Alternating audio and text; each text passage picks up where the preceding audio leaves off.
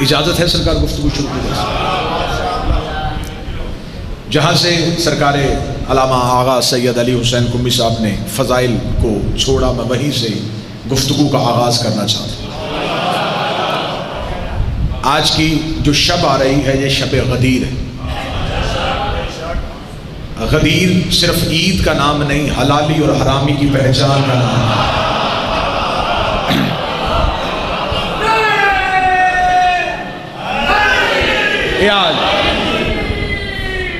اس عید پہ روزے مکمل نہیں، قربانی مکمل نہیں، دین مکمل ہوا، اتمام نعمت ہوئی ہے اور تکمیل دین کی سند ملی۔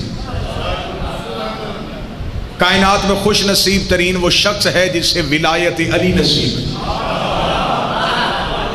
علی ولی اللہ کا تعلق باپ کی وراثت سے نہیں ہوتا، اماں کی شرافت سے ہوتا ہے۔ جوان میرے ساتھ بولیے گا، جو ہاتھ اٹھائے یہ ہاتھ تائید علی میں اٹھیں گے۔ علی ولی اللہ کا تعلق ماں کی شرافت سے ہوتا ہے۔ خوش نصیب ترین ہے وہ بندہ جسے ولایت علی نصیب۔ اس پرآشوب دور میں کوشش کرنا مال چلا جائے، اولاد چلی جائے، جان چلی جائے، عقیدہ نہ جائے۔ عقیدے کے تحفظ کا نام ولایت علی ہے، عقیدے کی جان کا نام ولایت علی ہے۔ آج بندے ہم سے کہتے ہیں علی ولی اللہ میں رکھا کیا ہے؟ علی ولی اللہ ہماری پہچان ہے، علی ولی اللہ ہمارا امتیازی نشان ہے، علی ولی اللہ ہماری شناختی علامت ہے۔ ایک بندے نے امام صادق سے آ کے پوچھا تھا، مولا اللہ کے نزدیک بہترین عبادت کون سی ہے؟ امام نے فرمایا نماز۔ اس نے کہا مولا کچھ اور، فرمایا روزہ۔ مولا کوئی اور چیز، فرمایا زکات۔ مولا کچھ اور، فرمایا حج۔ اس نے کہا مولا کچھ اور بھی ہے؟ امام نے مسکرا کے فرمایا ہم 14 کی ولایت۔ اس نے کہا مولا ان سب میں سے ضروری کون سی ہے؟ فرمایا ہماری ولایت۔ مولا خدا کا قرب کیسے حاصل ہوتا ہے؟ فرمایا ہماری ولایت سے۔ مولا اللہ کی نعمتیں کیسے نازل ہوتی ہیں؟ فرمایا ہماری ولایت سے۔ مولا رزق پاک کیسے ہوتا ہے؟ فرمایا ہماری ولایت سے۔ مولا اولاد حلالی کیسے ہوتی ہے؟ فرمایا ہماری ولایت سے۔ مولا عذاب قبر سے محفوظ کیسے ہوا جاتا ہے؟ فرمایا ہماری ولایت سے۔ اسے دونوں ہاتھ جوڑ کے کہا فرزند بطول، میں نے سوال اس لیے زیادہ کیے تھے، آپ کوئی جواب نماز دے دیتے، کہیں بات روزے کی کر دیتے، کہیں ذکر حج کا کر دیتے، ہر جواب تیری ولایت میں کیوں آیا؟ امام نے کہا تجھے شرم نہیں آتی؟ تو ان عبادتوں کا مقابلہ ہماری ولایت سے کرتا ہے؟ کیا تو نہیں جانتا نماز بیمار پہ قضا ہو جاتی ہے، روزہ مسافر پہ قصر ہو جاتا ہے، زکات غریب دیتا نہیں ہے، حج پہ مفلس جاتا نہیں ہے؟ ہماری ولایت اتنی ضروری ہے، یہ غریب پہ بھی واجب ہے، یہ امیر پہ بھی واجب ہے، یہ بیمار پہ بھی واجب ہے، یہ تندرست پہ بھی واجب ہے، یہ وطن والے پہ بھی واجب ہے، یہ گھر والے پہ بھی واجب ہے۔ اسے دونوں ہاتھ بطول کے بیٹے کے قدموں پہ رکھ کے کہا مولا پھر وضاحت مکمل کیجئے، نماز کے لیے وضو ضروری ہے، روزے کے لیے طہارت شرط ہے، زکات کے لیے پیسہ ہونا چاہیے، حج کے لیے بندہ حبیر ہونا چاہیے، تیری ولایت کے لیے کیا ضروری ہے؟ امام نے کہا لا شروطہا، کوئی شرط نہیں، الا حلالی ما شریف ہوئی۔ جو ہاتھ اٹھ سکتے ہیں ہاتھ اٹھا کے حیدری۔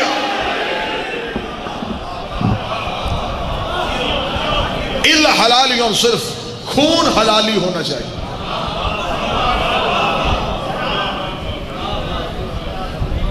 مائیں شریف ہوں تو پھر علی ولی اللہ پہ بحث نہیں۔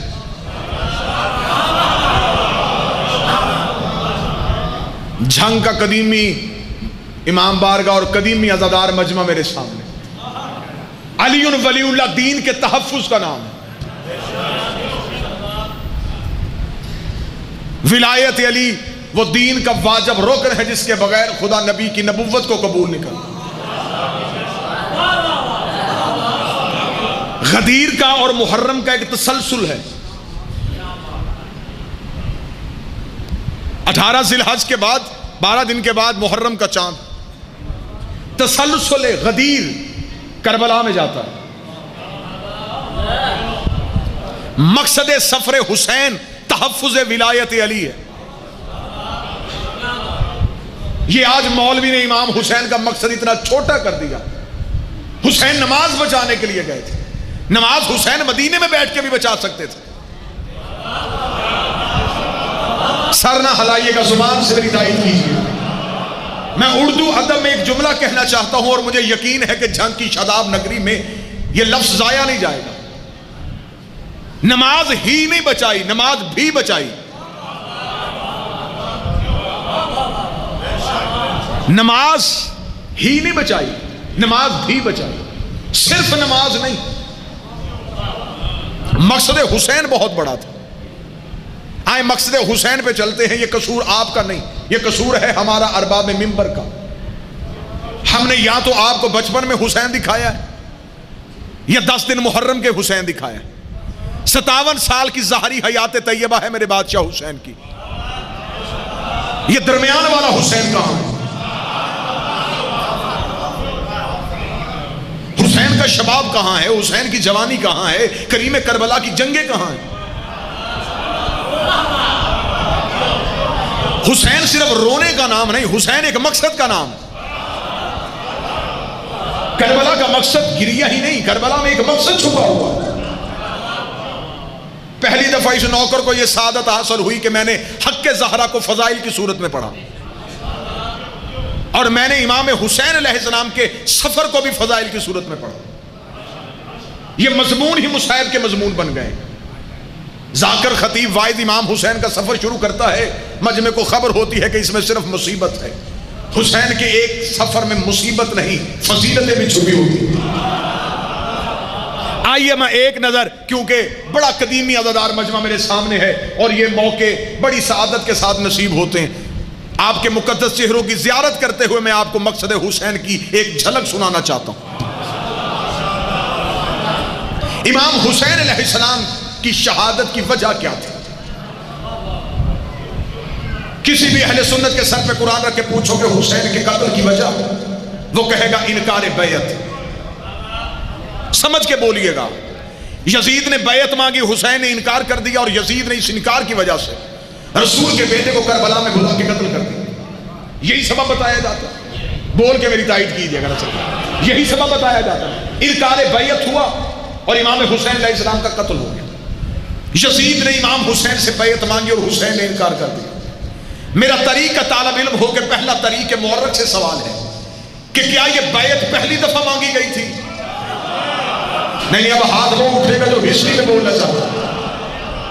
کیا یہ بیعت پہلی دفعہ مانگی گئی یا اس سے پہلے بھی مانگی گئی؟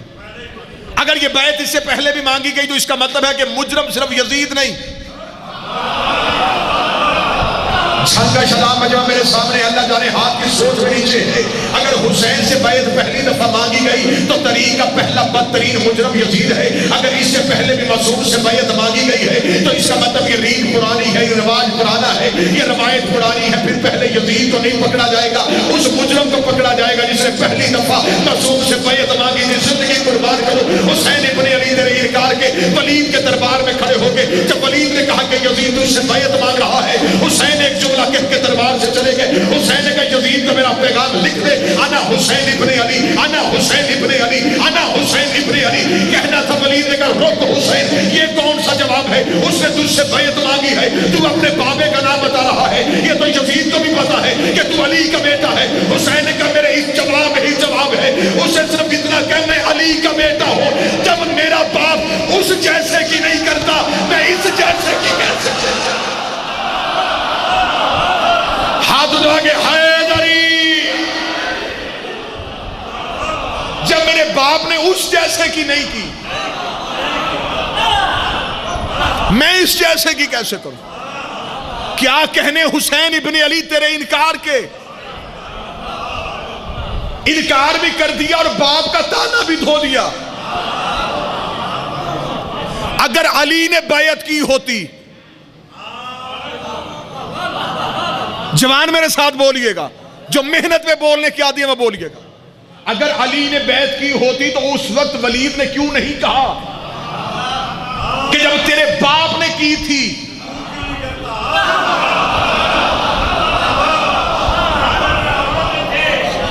یہ جو عرب میں قانون تھا نا کہ میدان جنگ میں جا کے اپنا رزق پڑھا جاتا تھا، تعارف کروایا جاتا تھا.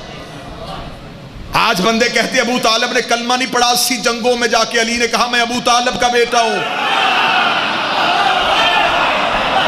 آج تک کبھی کسی کافر نے نہیں کہا کہ تیرے باپ نے کلمہ نہیں پڑھا، تو میدان میں کیسے آ گیا؟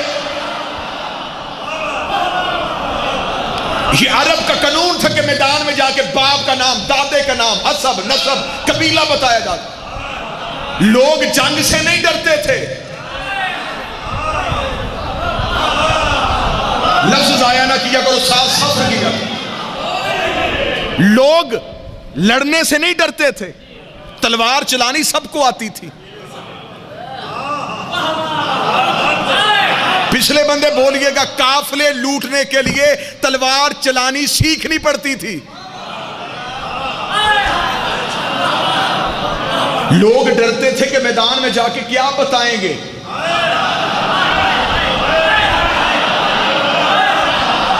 مد مقابل تلوار نیچ قبیلے پہ اٹھاتا ہی نہیں تھا۔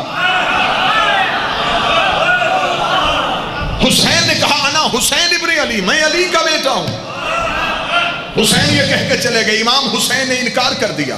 طریق کا مورک کی آنکھوں میں میری آنکھیں ہیں، مورک کے گریبان میں میرا ہاتھ ہے، ہمیں بتاؤ طریق سے۔ امام حسین نے انکار کر دیا۔ حسین مدینہ چھوڑ گئے انکار بیعت پہ، 72 حسین کے ساتھ چلے گئے۔ تم نے حسین کے 72 دکھائے، جن لاکھوں نے یزید کی بیعت کی وہ کہاں ہیں؟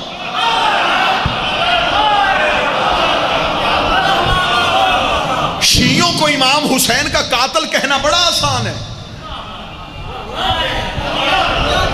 گھر میں بیٹھ کے فتویٰ دے دینا کہ قتل شیعوں نے کیا۔ پہلے ہمیں یہ بتاؤ کہ امام حسین سے بیعت مانگی، حسین انکار کر گئے، 72 حسین کے ساتھ چلے گئے۔ جن لاکھوں مسلمانوں نے یزید کی بیعت کی وہ کہاں ہیں؟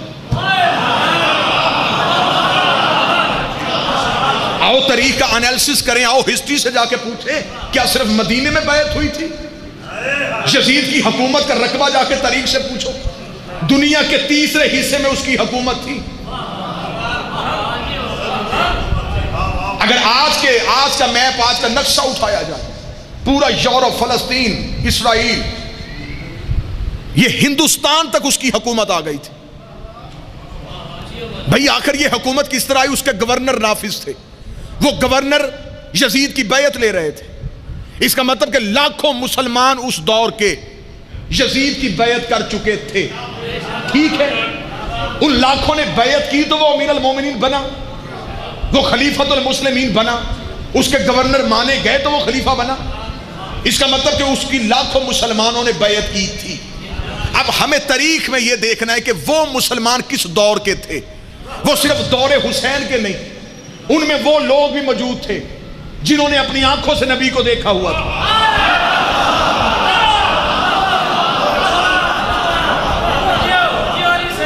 جنہوں نے رسول کی ہجرت دیکھی تھی، جنہوں نے رسول کی فتح مکہ دیکھی تھی، رسول کی جنگوں میں ساتھ تھے، وہ پھر گئے رسول کی بیعت سے، یزید کی ہاتھ میں بیعت کر لی۔ اب گھروں میں بیٹھ کے گالیاں دینا بڑا آسان ہے، آؤ ہم سے بحث کرو۔ شیعہ مذہب کوئی پکڑ دکڑ کے کیا ہوا مذہب ہے؟ یہ کوئی آوارہ مذہب ہے؟ ہمارا پڑھا لکھا مذہب ہے؟ آؤ لاجک سے ہمارے ساتھ بات کرو، میری آنکھوں میں آنکھیں ڈالو، آؤ ہمارے سامنے بیٹھ کے بات کرو۔ امام حسین علیہ السلام کی بیعت کے انکار کے ساتھ اگر اس دور کے مسلمانوں نے یزید کی بیعت سے انکار کیا تھا، وہ حسین کے ساتھ کیوں نہیں گئے؟ ٹھیک ہے، اب آؤ شریعت کا مسئلہ، شریعت کا مسئلہ نہ ہو میں گردن کٹوانے کے لیے تیار ہوں۔ میں نے مذہب چھوڑنے کی دھمکی کبھی نہیں دی۔ باپ چھوڑنا آسان ہے، علی چھوڑنا مشکل ہے۔ باپ چھوڑا جا سکتے، علی نہیں چھوڑا جا سکتا۔ مذہب چھوڑنے کی دھمکی نہیں، گردن کٹوانے کے لیے تیار ہوں۔ آؤ شریعت کا مسئلہ ہے، اگر کوئی مسلمان اللہ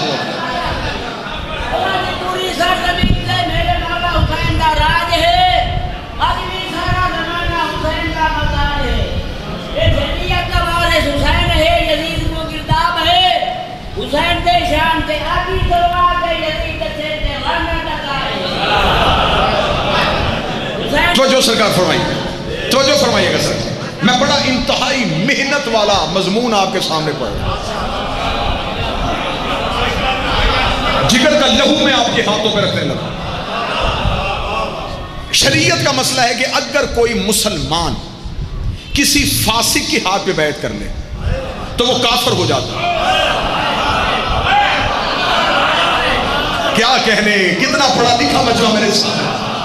اگر وہ وہ کسی فاسق کے ہاتھ میں بیعت کرے تو وہ دائرہ اسلام سے خارج ہو جاتا ہے، اس کی پہلی بیعت ٹوٹ جاتی ہے۔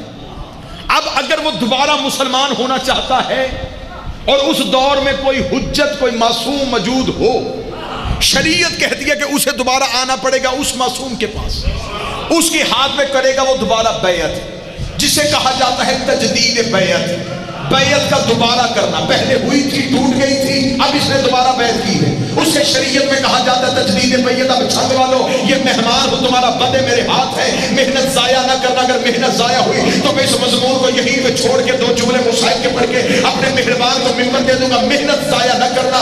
یزید کی لاکھوں مسلمانوں نے بیعت کر لی تھی، اس کا مطلب کہ انہوں نے یزید کی بیعت کی، وہ بیعت فاسق کے ہاتھ میں تھی، اب وہ دائرہ اسلام سے باہر نکل گئے۔ حسین کربلا میں 72 لے کے چلے گئے، حسین کربلا میں شہید ہو گئے، اگلا امام قید خانے میں چلا گیا، پونے 2 سال اگلی حجت قید خانے میں بیٹھی رہی۔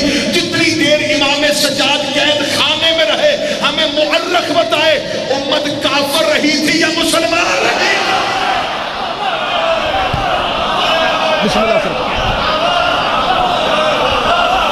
اتنی دیر امت کس حالت میں رہی؟ اب پھر مجھے جملہ کہنے کی اجازت دینا، امام قید نہیں تھا، امت قید تھی۔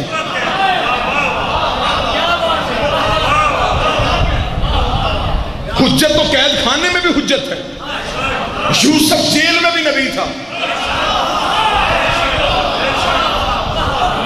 امامت کا عہدہ معزول نہیں ہوا، خلافت کے چہرے سے نقاب اتر گیا۔ تجدید بیعت کے لیے پونے 2 سال امت امامت کے دروازے پہ نہیں آئی، اس کا مطلب کہ پونے 2 سال امت کفر کی حالت میں رہی۔ پھر آج کے بعد آپ بھی جملہ درست کر لینا، حسین کو مسلمانوں نے نہیں مارا،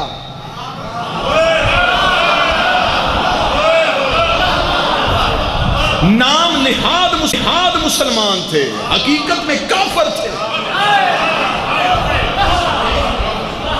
کیونکہ وہ یزید کی ہاتھ میں بیعت کر کے معصوم کی بیعت سے مکر گئے۔ اب آئیے اگلے چلیں اور اسی جملے پہ پھر میں زحمتیں آپ کی تمام کروں۔ امام حسین پہنچ گئے مکہ۔ اب امام حسین مکہ آئے، 4 مہینے امام حسین علیہ السلام کا قیام رہا مکے میں۔ اسے مصیبت مصائب کی صورت میں نہ سننا، فضائل کی صورت میں سننا۔ امام حسین 4 ماہ جو مکہ میں رہے، حسین کہیں خیمے لگا کے یا کیمپ لگا کے نہیں بیٹھے، 4 مہینے امام حسین اپنی نانی خدیجہ کے محل میں رہے۔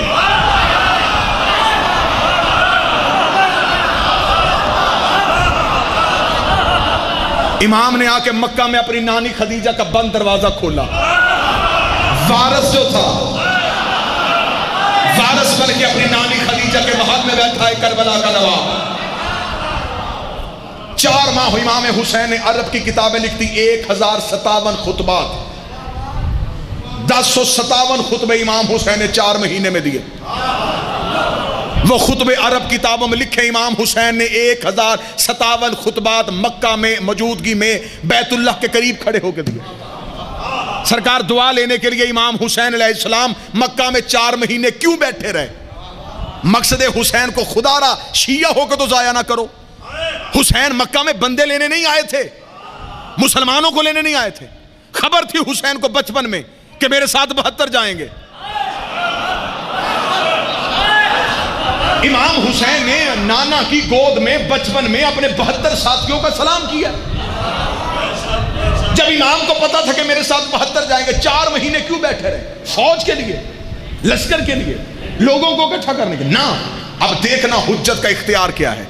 حسین 4 مہینے بیٹھے رہے کہ تم نے امامت کو کمزور سمجھا، تم نے ہم سے حکومت چھین کے کیا سمجھا کہ تم نے ہم سے امامت لے لی، تم وارث بن گئے ہو، تم حاکم تو بن سکتے ہو، امام نہیں بن سکتے، تم وارث رسول نہیں بن سکتے، تم خاندان پیغمبر نہیں بن سکتے، حسین نے کہا میں چہرے سے نگاہ اتار دوں گا، مجھے ایک وقت کا انتظار ہے۔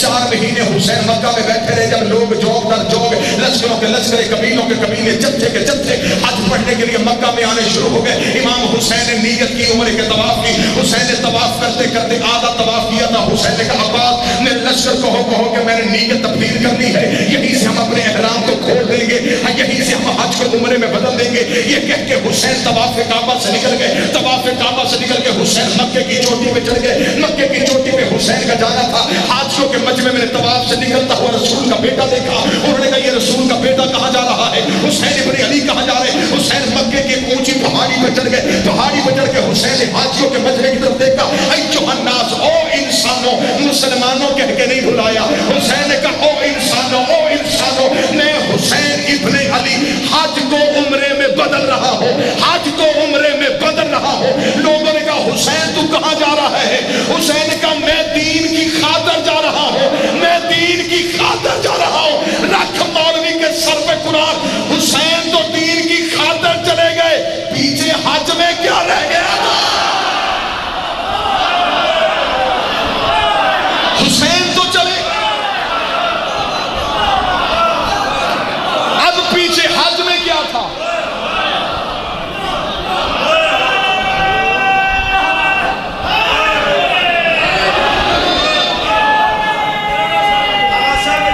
بسم اللہ سر۔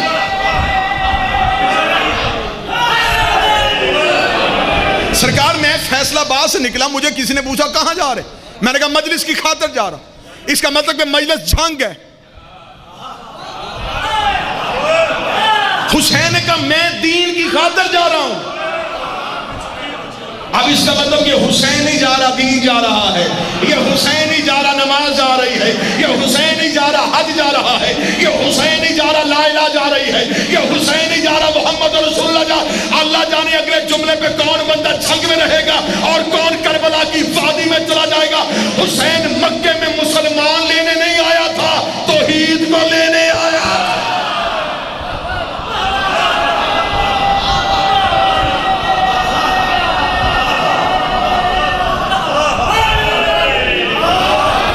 مدینہ سے رسالت لے کے چلے، مکہ سے توحید لے کے چلے۔ اب مجھے بول کے بتاؤ کہ جس عبادت میں دین ہی نہ ہو۔ آج بندے کہتے ہیں حسین کی عزاداری میں کیا رکھا ہے، صرف حسین میں کیا رکھا ہے؟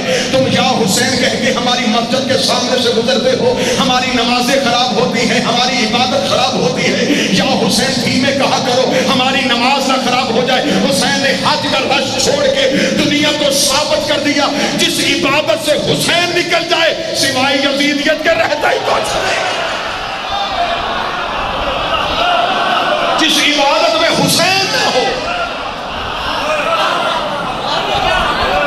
جس عبادت میں حسین نہ ہو، وہاں یزیدیت کے سوا کچھ نہیں۔ آج ہم سے بندے کہتے ہیں عزاداری قرآن سے ثابت کرو۔ آؤ میری آنکھوں میں آنکھیں ڈالو، تم مجھے کہتے ہو عزاداری قرآن سے ثابت کرو، میں تمہیں قرآن عزاداری سے ثابت کر کے دکھاؤں۔ چند چہروں میں پریشانی آ گئی کہ قرآن کیسے ثابت ہو سکتا ہے؟ قرآن تو حقیقت ہے، صاحب آپ کے لیے ہے، غیر مسلم نہیں مانتا۔ آپ تو مسلمان ہیں، آپ کا قرآن پہ یقین ہے۔ آج کوئی عیسائی آپ سے کہے میں نہیں مانتا یہ اللہ کی کتاب ہے، یہ الہامی کتاب ہے، یہ وحی والی کتاب ہے، وہ قرآن کھول کے کہے گا مجھے سمجھ ہی نہیں آتی، اس میں تو واقعے لکھے ہوئے، اس میں تو قصے اور کہانیاں لکھی ہوئی۔ آپ کہتے ہیں یہ مقدس کتاب ہے، ہمیں ثابت کرو اس زمانے کے مطابق۔ وہ تمہیں قرآن کھول کے کہے گا یہ کیسا قصہ، یہ کیسی کہانی ہے جسے عقل ہی تسلیم نہیں کرتی۔ اس قرآن میں لکھا ہوا ہے ایک نبی تھا جس کا نام یوسف تھا، وہ پردے سے نکل کے آیا تھا، سامنے مصر کی عورتیں بیٹھی ہوئی تھی، انہوں نے چھری ہاتھوں میں لیمو پکڑے ہوئے تھے، انہوں نے یوسف کا چہرہ دیکھا، انہوں نے اپنی انگلیاں کاٹ لی۔ وہ کہتا ہمارا ذہن ہی تسلیم نہیں کرتا، انگلیاں کٹ جائیں اور پتہ بھی نہ چلے، خون نکل جائے درد بھی نہ ہو، انگلیاں بھی کٹتی رہی پتہ بھی نہ چلتا رہا۔ آج کوئی عیسائی تم سے کہے گا قرآن ثابت کرو، انگلیاں کٹی اور پتہ بھی نہ چلے، تم چپ ہو جاؤ گے، ہم پکڑ کے ماتمی حلقے میں لے کے جائیں گے۔ وہ پوچھے گا کیسے ہوا تھا، ہم زنجیر کا ماتم دکھا کے کہ ایسے ہوا تھا۔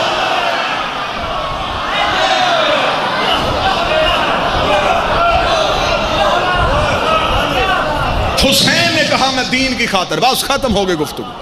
حسین نے کہا میں دین کی خاطر جا رہا ہوں، میں امر بالمعروف اور نہی عن المنکر کی خاطر جا رہا ہوں۔ حسین نے کہا میں دین کی خاطر جا رہا ہوں۔ حسین کعبہ سے کعبہ کی روح لے کے چل پڑے۔ جس بندے کا ابھی تک ہاتھ نیچے اور اس نے بعد میں کھڑے ہو کے چوک میں پوچھنا ہے کہ آصف فلوی نے یہ جملہ کہا اور اس میں فتویٰ لگنا چاہیے، اسے میں عرش سے وزنی دلیل لے کے جاتا ہوں۔ اگر حسین کعبہ سے توحید لے کے نہ جاتا، کربلا کی زیارت 70,000 حج کے برابر۔ جو ہاتھ اٹھا ہوا اسی سال حسین کی زری پہ ہو، ہاتھ نیچے نہیں جانا چاہیے۔ میں اگلا جملہ کہہ دیتا ہوں، جو مکے جاتا ہے وہ دیواریں چومتا ہے، جو کربلا جاتا ہے وہ توحید چومتا ہے۔ حسین کی زیارت 70,000 حج سے برابر۔ خدا نے حج کے لیے کہا امیر ہو تو آنا۔ اللہ نے قرآن میں آیت بھیجی ہے صاحب استطاعت ہو تو آنا، مقروض ہو نہ آنا، گھر میں بیٹی بیاہنے والی ہے نہ آنا، کسی کا قرضہ دینا ہے نہ آنا، غریب ہے دہاڑی لگاتا ہے نہ آنا۔ خدا نے امیر کو اپنے گھر بلایا ہے۔ حسین نے کہا تو غریب ہے قرضہ لے کے واپس میں حسین کروں گا۔ خدا نے حج میں کہا تو آ میں تیرے پچھلے گناہ معاف کروں گا۔ حسین نے کہا تو کربلا میں تیرے اگلے گناہ بھی معاف کروں گا۔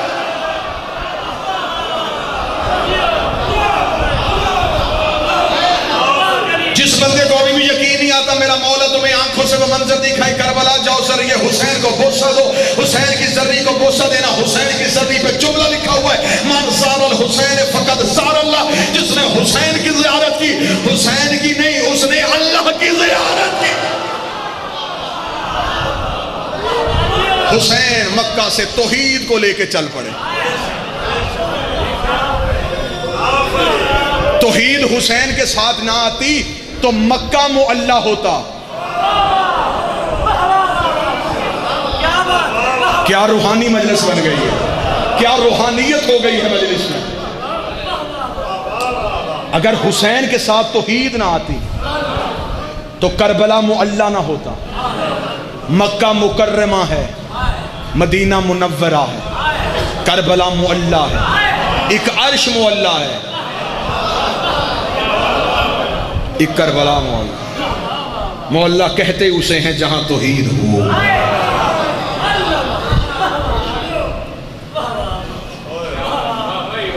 حسین نے کہا میں دین کی خاطر جا رہا ہوں۔ اب چلو میں مقصد حسین، آنکھیں برس پڑی ہیں، اس سے آگے نہیں چل سکتا۔ مقصد حسین کیا تھا؟ دین کی خاطر۔ میرے مولا یہ کون سا دین بچانے جا رہا ہے؟ نماز وہ تو موجود ہے، مولا روزہ بچانے جا رہا ہے، یہ اتنے حج پہ آئیں گے سارے روزے دار ہیں، مولا تو حج بچانے جا رہا ہے تو حج چھوڑ کے کیوں جا رہا ہے؟ حسین نے کہا بھول گئے میرے نانے کا آخری خطبہ، رسول نے بتایا تھا دین نماز کا نام نہیں، دین روزے کا نام نہیں، دین حج کا نام نہیں، دین ہے میرے باب علی کی ولایت کا نام۔ فرمایا میں کربلا ولایت علی کے لیے جا رہا ہوں۔ تحفظ ولایت علی کا نام ہے۔ رکھو میرے سر پہ قرآن، میں مہمان ہوں تمہارا۔ کربلا کی جنگ علی بن ولی اللہ کی جنگ، 10 محرم کو اکیلا رہ گیا تھا نا جب حسین، جملہ سننا جھنگ والو، حسین نے گھوڑے کی سین پہ بیٹھ کے 9 لاکھ کا چہرہ دیکھا، 9 لاکھ کا چہرہ دیکھ کے حسین نے کہا اپنے چہرے اپنی اباؤں کے نیچے نہ چھپاؤ، اپنی اباؤں سے اپنے چہرے باہر نکالو۔ میں تم میں وہ 2 لوگ دیکھ رہا ہوں جنہوں نے مجھے نانے کی دوش میں دیکھا، میں تم میں وہ چہرے دیکھ رہا ہوں جس نے مجھے رسول کی گود میں کھیلتے ہوئے دیکھا۔ حسین نے ٹوٹی ہوئی رکابوں میں گری ہوئی زین پہ حسین نے کھڑے ہو کے کہا 9 لاکھ جو قتل کرنے آئے ہو مجھے بتا سکتے میرا قصور کیا ہے؟ 9 لاکھ میں سے ایک ہی آواز آئی، لے پہنچ سے ابھی ہاں تیرے باب علی کی دشمنی میں ہم دشمن ہیں تیرے باب علی کی، مہمان ہوں تمہارا، زندہ رہوں نصیحت سمجھ، وکالت زہرا کرتا ہوا مارا جاؤں تو وصیت سمجھنا، ولایت یعنی مولوی سے نہ پوچھنا، علی ولی اللہ توضیح المسائل کا مسئلہ نہیں، زینب کے برقعے کا مسئلہ، علی ولی اللہ پوچھ رہے حسین کے سجدے سے پوچھ، علی ولی اللہ پوچھ رہے اکبر کے جگر سے پوچھ، علی ولی اللہ کی قیمت پوچھ رہی غازی کے کٹے ہوئے بازوؤں سے پوچھ، جو بندہ ابھی بھی نہیں رو سکا علی ولی اللہ پوچھ رہے اصغر کے سوکے ہوئے حلق سے پوچھ، علی ولی اللہ کی قیمت پوچھ رہی سکینہ کے زخمی رخساروں سے پوچھ، علی ولی اللہ کی قیمت پوچھ رہی زینب کے اترے ہوئے برقعے سے پوچھ۔ کیوں گئی علی کی بیٹی شام کے بازار میں؟ کیوں گئی ہے علی کی بیٹیاں شام کے بازار میں؟ ولایت علی کے تحفظ کے لیے۔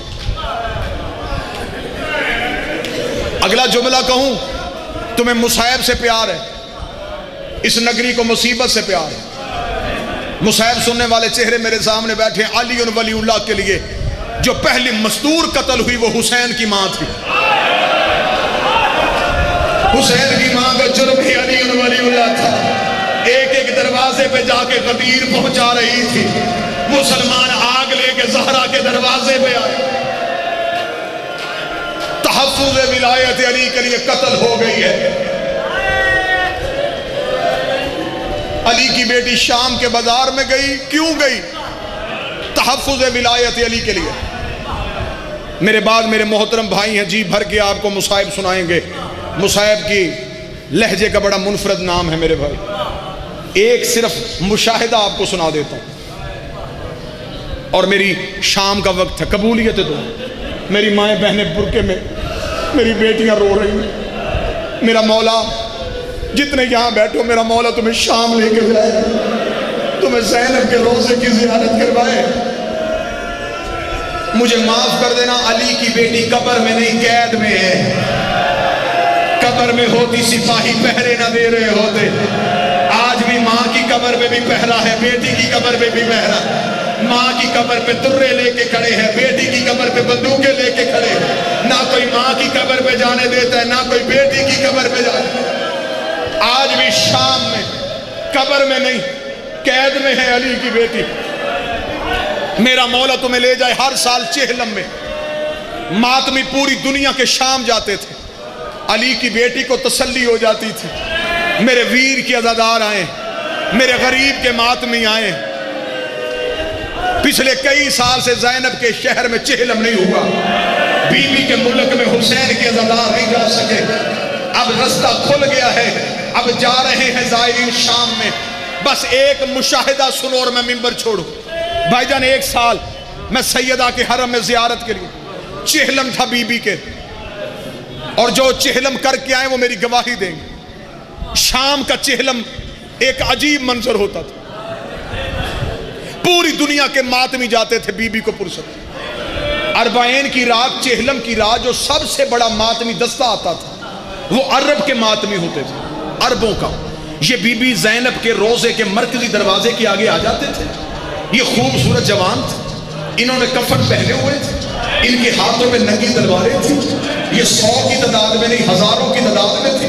یہ بی بی زینب کے گنبد کو دیکھ رہے تھے، ہاتھوں میں تلواریں پکڑ کے کتنی دیر یہ چپ کر کے کھڑے رہے۔ تھوڑی دیر کے بعد ان کے نوحہ خان اٹھے، انہوں نے عربی میں نوحہ پڑھنا شروع کیا۔ انہوں نے اپنی تلواریں نہیں اٹھائیں۔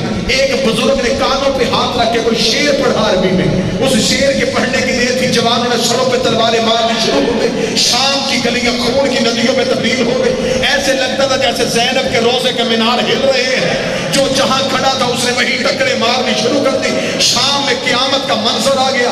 اگلے دن میں نے ایک طالب علم سے پوچھا کہ وہاں ماتم کا سما تھا، مجھے سمجھ نہیں آیا، مجھے بتا سکتے اس بزرگ نے کیا پڑھا تھا؟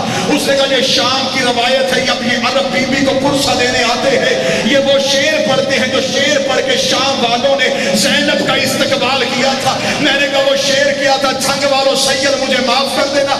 اس نے کہا جب شام کا دروازہ کھلا، زینب کا پہلا قدم شام کے بازار میں گیا، 3000 بندہ ہاتھوں میں شراب کے جام لے کے زینب کے اونٹ کے سامنے ناچ ناچ کے کہہ رہے تھے، اے علی تو نے ہمارے مردوں کو مارا، ہم نے تیری عورتوں کو مارا، اے علی تو نے ہمارے بیٹوں کو مارا، ہم نے تیری بیٹیوں کو مارا۔ اتنا شعر پڑھنا تھا، پتھروں کی بارش شروع ہو گئی۔ علی کی بیٹی اونٹ سے ایسے گری جیسے گھوڑے سے عباس گرا تھا۔ بی بی نے حسین کے سر کو دیکھا، رو کے کہتی اب آنکھیں بند نہ کر، آنکھیں کھول، قرآن پڑھ، میں نے تیرا قتل